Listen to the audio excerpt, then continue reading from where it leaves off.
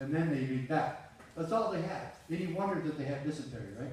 So, how do you get a starving, beaten, unequipped, your back's to the wall, completely starving army to go back across the Delaware, march 20 miles in the worst blizzard ever, in the snow and ice, to attack?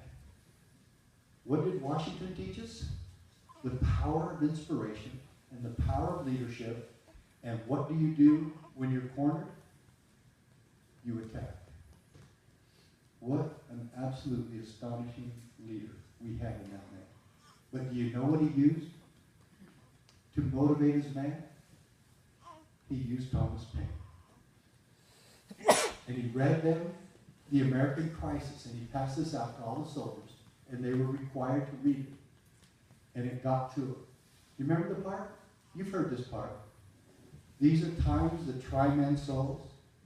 The summer soldier and sunshine patriot will, of course, shy away from the battle. And then he went on and he said, he talked about how the federal government, King George III, we have come full circle, haven't we? He said they passed not just crazy taxation, but a law called the Declaratory Act that allowed the Parliament and King to legislate anything they wanted. Anything against the colonists. They could control their lives. They could put Hessians and redcoats in their homes at any time. The Hessians could literally knock on your door and say, "We live here now." Or the redcoats, "Just come in, we live here now. Where's the master bedroom? That's where we're staying." And they did that. And that's why we have the Third Amendment today. That's the founding fathers saying you don't get to do that ever again, Ellie. And how did the whole war start? The war started because they came here, the redcoats came to Lexington and Concord to take away the guns of the colonists. So they wouldn't have a way to defend themselves against liberty. Against tyranny. The same thing Thomas Jefferson said in that wonderful memorial where he said, "Defiance of tyranny is obedience to God." You're not supposed to read this stuff. Go to Washington, D.C., but don't read the stuff on the wall because you'll be a radical if you do. And then, get this. Oh, and by the way, the Declaratory Act would be similar to the Affordable Care Act, which proves they can legislate anything against us anytime they want. And then he says,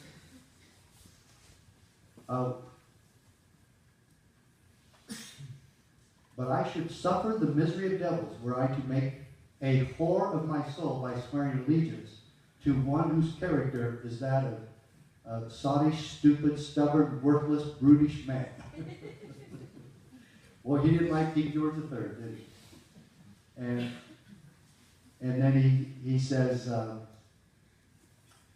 "But we punish on the one hand, and on the same, let it go." And that's the part I want to talk about just real quickly. Do you know that when I was sheriff, you know how many times the BLM and the Forest Service did a controlled burning that got out of control? Every time. Just about every time. And in our county, my county where I was sheriff was Graham County, like Graham Cracker. Mount Graham was in that county. It was the only place we could escape the 110 and 115 summer temperatures.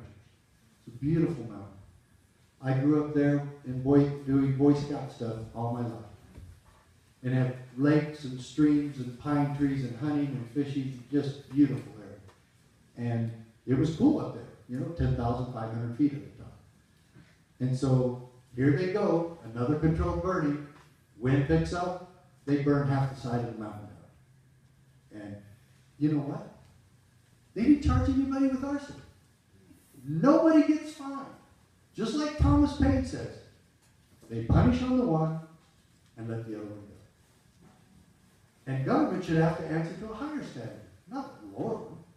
And they never get in any trouble for it. And then I've talked to sheriffs in Florida It's happened the same thing there. I've seen it in northern Arizona. I've seen it in Utah. I've seen it in California. I've seen it in Oregon. I've seen it in Colorado. Nobody gets punished. Nobody's in prison from the BLM for ever doing that. Nobody ever got charged with anything or even fined or fired. Nobody even gets disciplined. And so I always, when I go to the airport, they always give me a USA Today newspaper. And I always read the front page. And I always get really tickled by some of this. Because it just totally amazes me. The Secret Service goes down to Latin America. And the prostitutes call the police on them because they didn't pay the agreed amount. And so the Secret Service gets in trouble by the local police. You have to pay our prostitutes what they charge. What's the matter with you gringos? Don't come down here anymore if you're not going to pay what they charge. So that made the papers. And then, not to be outdone, the DEA goes down and does the same thing, except just a little bit better. Now I'm going to show you this. Front page, USA Today. Let me give you the date, March 27, 2015. Right here, front page. Anybody's camera needs to get that? This right here. U.S. drug agents engaged in sex parties. Yeah. And then I read, I said, this has got to be funny. Front page, USA Today. Okay? This isn't the New American. This isn't John Birch Society. Okay? USA Today. And then you read in here and you go, for years, Drug Enforcement Administration agents posted in Colombia engaged in sex parties involving prostitutes who were supplied by the local cartels. By the local cartels. You know how illegal that is? The very groups that they're supposed to be fighting and combating are so friendly with them that they pay for their prostitutes. Can I ask you something else? Can you guess how many were prosecuted? Can you guess how many were disciplined? Can you guess how many resigned? One. The new female director of the DEA decided that she better do the right thing and quit. Why? She didn't do it. She had nothing to do with it. She wasn't even there. My dear friends, and yet we have 2 law-abiding citizens sitting in jail as domestic terrorists. Absolutely astonishing. This is the government that local officials trust to come in here and enforce land management? They can't even balance their budget. They can't even take care of the simplest things in Washington, D.C., and we're going to trust them to run Oregon? And have you wondered why they own all our land? Is it okay? Is it constitutional for them to own 90% of Nevada? No. 70% of Arizona. No. In my county, probably the worst one ever, anywhere, 95%. You want to know why we just couldn't quite make it financially in that county? We have no tax base. 5% of the land belonged to us, the rest to the federal government. I admit part of that was an Apache reservation, but it's a very, very small part. They didn't like it either. And so now we have all the scandals from Black Panthers stopping people from voting by threatening to kill them. And that's on videotape. And our president, who said just recently that he wants to make it easier for people to vote, he and Eric Holder refused to prosecute the people who were guilty of that crime in stopping people from voting at all. Is there anything worse that's ever happened in voting history than to threaten to kill people who are going in to vote? They're not going to stop that. And then they run guns down to Mexico with the Fast and Furious project. Do you know how many people went to jail for that? Murders. At least 400 murders committed with those guns. that our government ran down to Mexico. And for what kind of stupidity was that? Anybody prosecuted? No, the whole thing stopped because Barack Obama said, I declare executive privilege on this. There was one. And it all stopped.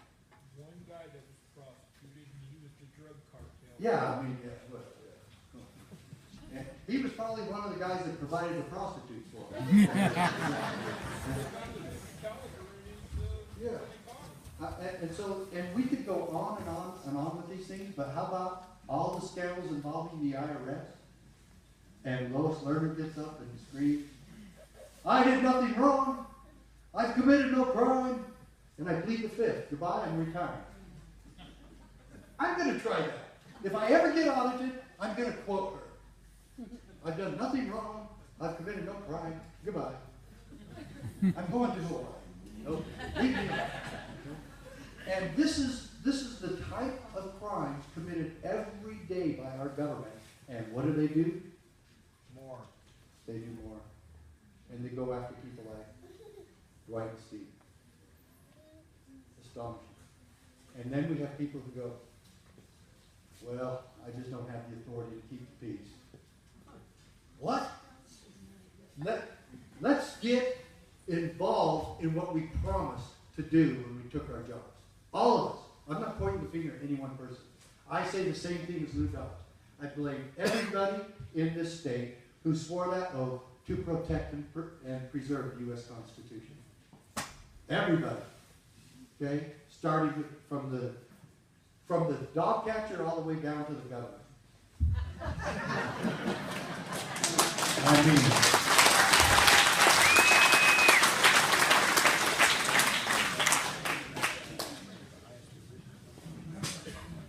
okay. Okay, I love this quote. Just swallow it. There are two types of law, just and unjust. Why do I quote this? Because they believe in this. Totally. They believe this guy. So do I on this one. Terrific quote. He's absolutely correct. Why would anybody enforce or obey an unjust, stupid law? In fact, Edmund Burke, a legislator and statesman from England, said the enforcement of stupid laws is the essence of tyranny. Boy, do we have a lot of essence of tyranny today, huh? The enforcement of stupid laws. Did you see that recently? We sure have. One has not only a legal but a moral responsibility to obey just laws. Absolutely. Conversely, one has a moral responsibility to disobey unjust laws. And just think how easier that's going to be if your sheriff's standing next to you when you do it. And you have the entire sheriff's office on your side. And I have some legal precedents on that too, where that happens.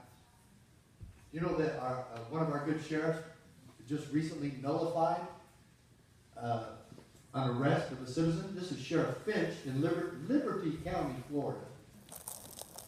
And one of his deputies arrested a citizen there for merely having a gun in his pocket. A law-abiding citizen. But he didn't have a concealed carry permit. Huh. See the double edge on that? Why do we ask permission from government who's already taken an oath to guarantee us the right to keep and bear arms? What? Did I miss something there? So we have to get a permit to be able to do that? Ask the Founding Fathers if that was okay, to get a permit. Okay? So he didn't have his permit, so he went to jail. He went to jail. Floyd Ferris. Absolutely astonishing. The sheriff came down and said, we don't do that. We don't arrest law-abiding citizens for carrying a gun in his pocket. And the only reason the deputy knew that he had a gun in his pocket because he pulled him out on a traffic stop and shook him down and found it. Otherwise, he would have been fine. Staying in his car, he would have been fine. And so the sheriff nullified that arrest. The deputy went and told the state police and the governor, and they came in and arrested Sheriff Finch and booked him into his own jail. Then he went to trial, and the CSQA was there with him at the trial, and we helped pay for his defense and helped pay for his house payment while he had no job because the governor suspended him from being a sheriff.